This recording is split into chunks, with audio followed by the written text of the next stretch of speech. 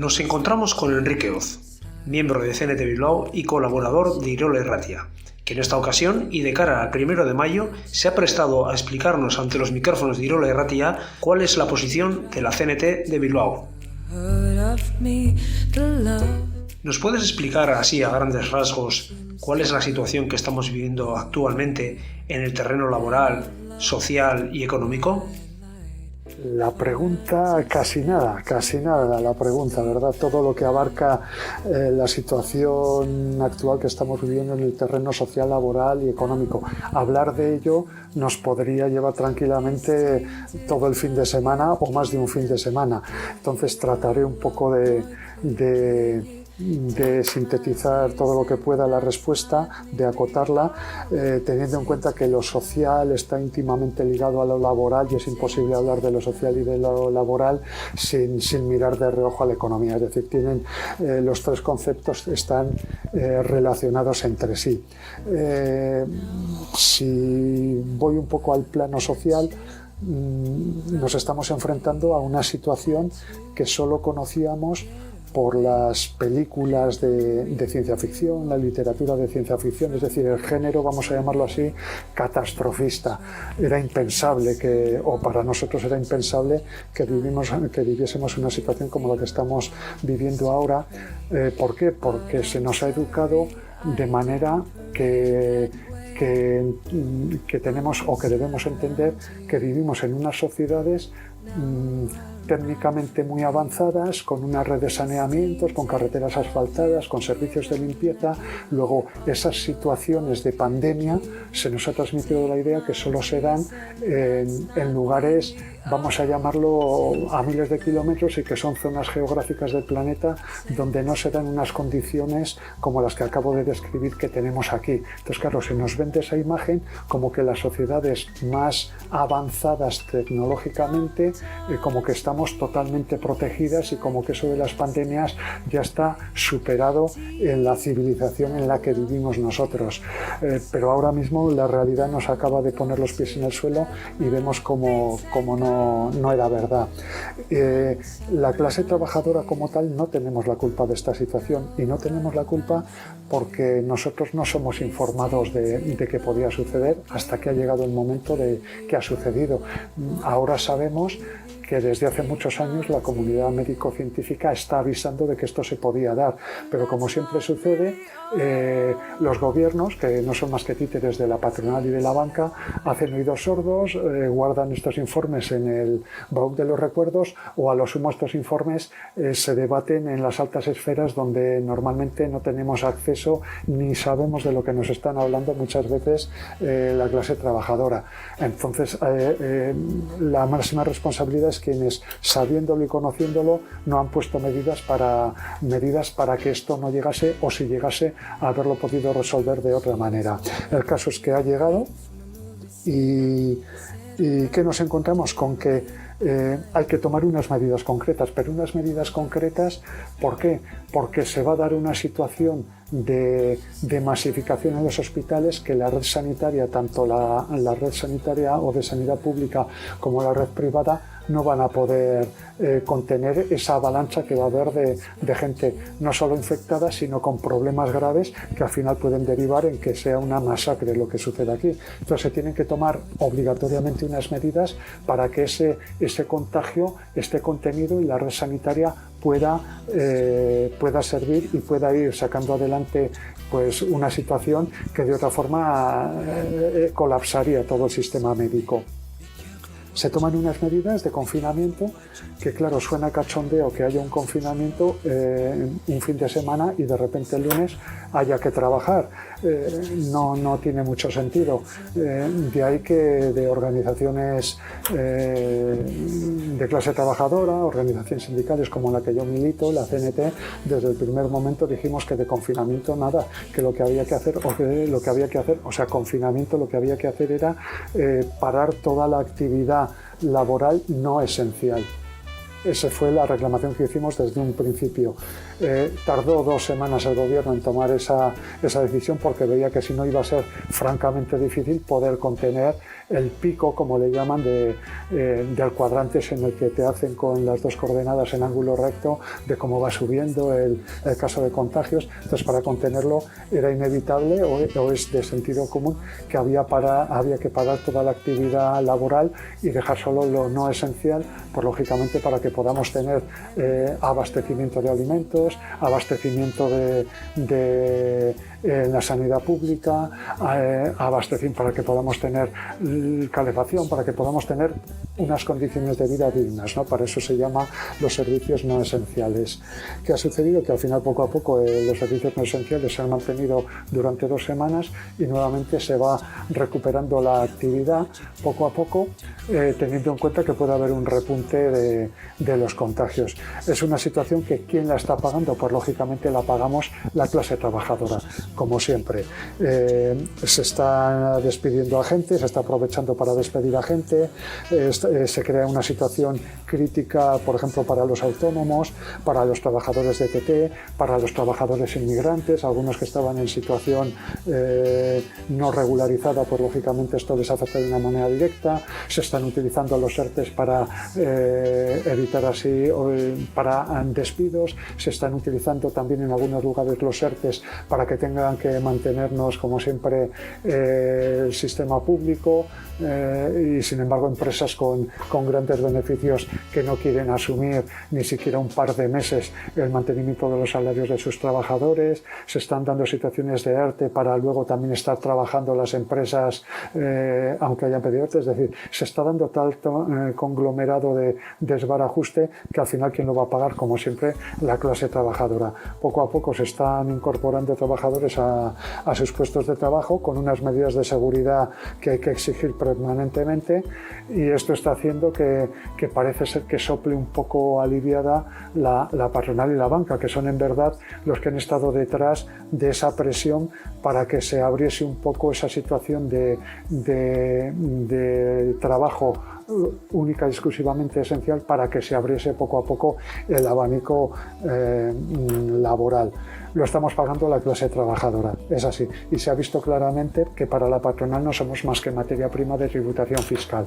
En cuanto se limitó el trabajo exclusivamente al trabajo esencial, a la actividad esencial, automáticamente ya la patronal se puso muy nerviosa.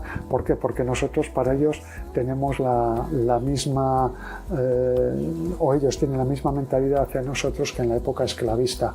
En la época esclavista, si se moría un esclavo, se reemplazaba por otro. Ahora mismo lo importante es la economía, su economía.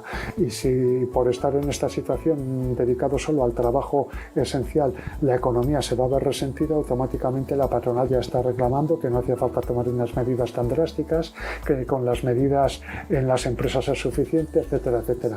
Claro, ellos, la mayor parte de esta gente no sabe lo que es trabajar en transporte público, toda la clase trabajadora que va a sus centros de trabajo en transporte público. Es decir, cuentan dentro de sus estadísticas, cuentan con que va a haber un número significativo de muertos. Ellos no entran dentro de esas estadísticas y nosotros somos para ellos, desde un punto de vista de mentalidad de la época esclavista, somos igual que la mentalidad que tenía en la época esclavista el amor respecto al esclavo. Somos bestias de trabajo, somos animales de carga y tenemos que estar en el trabajo, y la salud está en un segundo plano, porque como dicen ellos, si no se va a resentir la economía. Hay que entender el concepto de economía desde el punto de vista desde el que nos lo vende la patronal.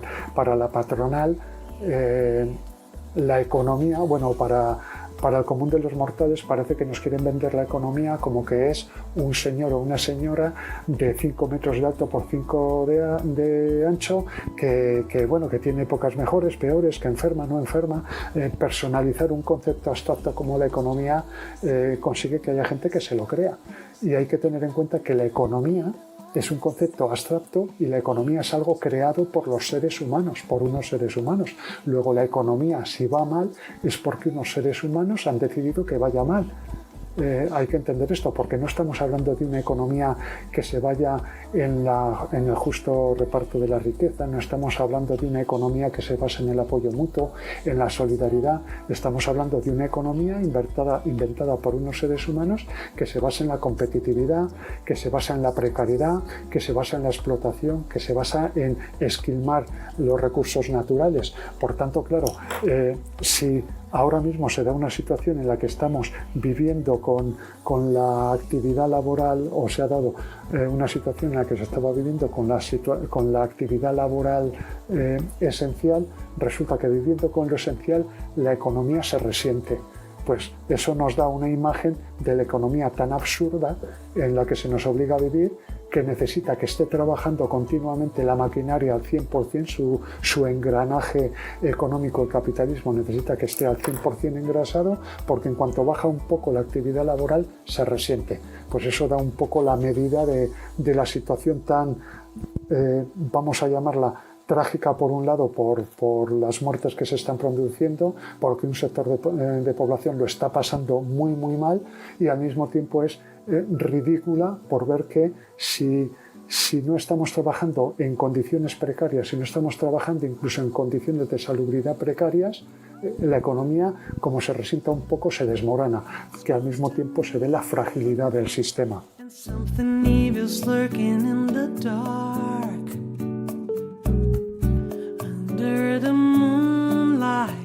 Por otro lado, estamos asistiendo a diversos comportamientos por parte de la gente.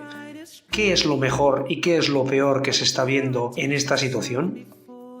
Sí, el ser humano es los seres humanos somos unos sujetos sumamente imperfectos, capaces de grandes gestas y capaces también de actitudes miserables. Pero bueno, es lo que hay. Antes de que se decretase el estado de alarma, todos recordaremos el acopio que parte de la población hizo de papel higiénico en los supermercados. Algo sorprendente, pero hombre, sirvió para hacer chistes, porque la verdad es que resulta sorprendente, pero al mismo tiempo también pues da la medida de lo que hay, ¿no? De ese brote que tienen muchas personas, mal llamadas personas, porque no son más que una pandilla de egoístas, de insolidarios, y que ante un aviso de que se puede dar una situación X, en lugar de mantenerse con tranquilidad y respetar los mensajes que están circulando, no solo desde las instituciones, sino incluso desde organizaciones que no tenemos nada que ver con las instituciones, y movimientos sociales en los que estamos avisando que tranquilidad, que el abastecimiento no va a fallar, pero aún así la insolidaridad aparece, y hay personas pues que el concepto de lo que es el apoyo mutuo, el respeto y la tranquilidad en este sentido no lo conocen, o si lo conocen no están dispuestos a ponerlo en práctica, desde luego. Una vez que se da ya el estado de alarma, pues aparece el policía de balcón, ¿no? Con una actitud vergonzosa, que está más preocupado de si un vecino sale o no sale, o un minuto más o un minuto menos. Y como digo yo, el policía de balcón desde luego que es el prototipo de vecino chivato, que es capaz de poner a parir a cualquier viandante que vea por ahí, porque un minuto más o un minuto menos está en la calle, pero que en su vida es incapaz de denunciar las verdaderas atrocidades que se están dando, pues seguro que en su trabajo y en otros lugares que él ve cotidianamente que suceden cosas y mira para otro lado. Aparte de que el policía de balcón es el vecino que está legitimando la actuación policial para que los cuerpos represores campen a sus anchas y actúen como les sale de las narices, que por otro lado es la actuación habitual, ¿no? Se exceden totalmente en sus funciones y aprovechan estas situaciones de alarma para todavía reprimir más a la población. Eso por un lado, pero yo prefiero quedarme con el lado positivo. El lado positivo es el de toda esa gran gesta que están haciendo muchísimos hombres y mujeres, que han potenciado el apoyo mutuo, que han creado redes de solidaridad para ayudar a las personas más desfavorecidas en situación de confinamiento, bien porque son mayores y no pueden salir de casa, porque son también factor de alto riesgo, bien por personas que están en aislamiento, porque están enfermas, están en sus domicilios. Pues afortunadamente esa gran red que se ha creado, incluso también para personas que pues tristemente, pero están viviendo esta situación en la calle, pues porque no tienen otro lugar donde ir, pero que se han creado unas redes de abastecimiento de alimentos, de abastecimiento de medicación, y yo me quedo con esa parte, ¿no? Con la red solidaria, porque está claro que de esa red solidaria que se ha creado, que está abriendo para abrir los ojos a otras muchas personas de que lo que nos hace verdaderamente ejemplares al ser humano, a los seres humanos, es el apoyo mutuo, esa red de ayuda, que por eso somos animales sociales, y que estará sirviendo también para que se vea la necesidad de una sanidad pública sin la cual ahora mismo pues no quiero ni pensar la situación que podríamos estar viviendo.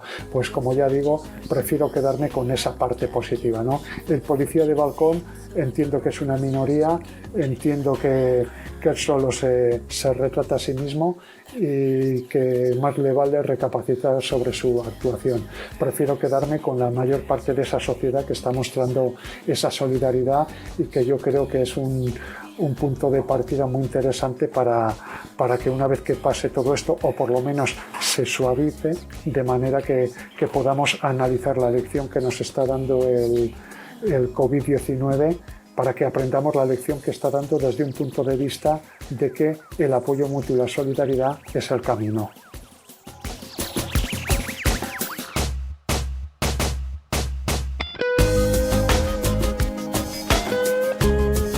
¿Qué lectura y qué enseñanzas crees que deberíamos sacar de todo lo que estamos viviendo, de cara a futuro? ¿Qué lectura y qué enseñanza de cara a futuro? Pues el coronavirus ha puesto sobre la mesa algo que siempre la patronal se empeña en enterrar, que es la lucha de clases. O sea, hay que entender que lo que ha salido a flote es la lucha de clases. Hay que entender también que ha quedado bien claro que la clase trabajadora somos los que generamos la riqueza. Y al mismo tiempo que generamos la riqueza, se ve el gran potencial transformador que tenemos la clase trabajadora si verdaderamente esta situación que se está dando ahora no fuese por un virus, sino que fuese, vamos a venirnos bastante arriba, porque hay una clase trabajadora con conciencia bien cohesionada y ha declarado una huelga general como tiene que ser, ¿no? Como digo yo, una pedazo de huelga general de las que quitan el hipo. Eso sería como hacer una apuesta dura, como un órdago en toda regla, donde la propia clase trabajadora estaríamos utilizando nuestro potencial transformador para hacer unas relaciones sociales basadas en la libertad. Esto que estoy diciendo ahora sería un escenario muy crítico, muy límite, en el que hay que reconocer que incluso la propia clase trabajadora podríamos tener problemas para llenar nuestro plato. Pero es que, ¿qué sucede? Que con esta situación el mismo contratiempo iba a aparecer también en el plato de los que vegetan a costa de la riqueza que generamos la clase trabajadora. Por ejemplo, íbamos a tener ahí en situación límite y se iba a quedar el ejército y demás cuerpos represores, la aristocracia, la monarquía, la clase política, la iglesia, la banca, la patronal, se iban a encontrar o por lo menos iban a tener el riesgo de que también iba a estar su plato vacío, porque están acostumbrados a que se lo llenemos la clase trabajadora, ¿no? La pregunta que se podría hacer es: yo trabajador quizá no coma, pero tú patronal, ¿cómo vas a comer? O es que tampoco vas a comer, hazte a la idea. Entonces, ¿quién tiene más que perder? Esa es la enseñanza que hay que sacar, ¿no? Que una clase trabajadora cohesionada hace mucho daño, y la capacidad transformadora que tenemos no se debe de olvidar. Y también es muy importante no olvidar la importancia, ahora ha quedado bien claro, de la sanidad pública. Yo siempre digo que la sanidad pública debía ser declarado o declarada, si no lo es ya, patrimonio de la humanidad. Eso de que tengas un problema como el que se está dando ahora y que puedas ir a un hospital y que sabes que vas a tener una atención primero gratuita y que estás en manos de grandes profesionales, es de una valía que cualquier individuo o cualquier organización política que trate de quebrantar algo tan hermoso como la sanidad pública, que trate de recortar en sanidad pública, que trate de torpedear la sanidad pública, como mínimo hay que calificarlos de verdaderos sinvergüenzas. Yo creo que esa es la lectura que se tiene que hacer. La capacidad transformadora que tiene la clase trabajadora y la defensa de lo público son dos conceptos esenciales que no debemos olvidar, y que espero que poco a poco, cuando esta situación que tenemos ahora prácticamente de reuniones online se vaya normalizando, sirva para que una vez que ya nos veamos cara a cara, pues esto se traduzca en movilizaciones reales.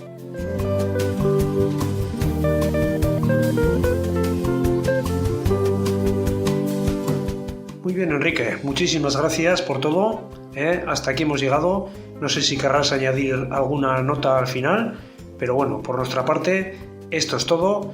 Esperamos que el 1 de mayo siga estando tan presente como todos los años, a pesar de que estemos encerrados y encerradas, y que la voz de la clase trabajadora se oiga ahora más que nunca. Pues agradeceros el que nos hayáis invitado a la CNT desde Irola y Ratia para esta entrevista y poder, pues eso, comentaros cómo vemos las cosas, felicitaros también al mismo tiempo a Irola y Ratia por la labor que hacéis de divulgación frente al monopolio que existe de los medios de comunicación, y nada, que sigáis ahí en las ondas, que es un placer escucharos. De verdad, muchas gracias. Muchas gracias, Enrique. Un abrazo y hasta la próxima. Gracias a vosotros. Un abrazo. Agur.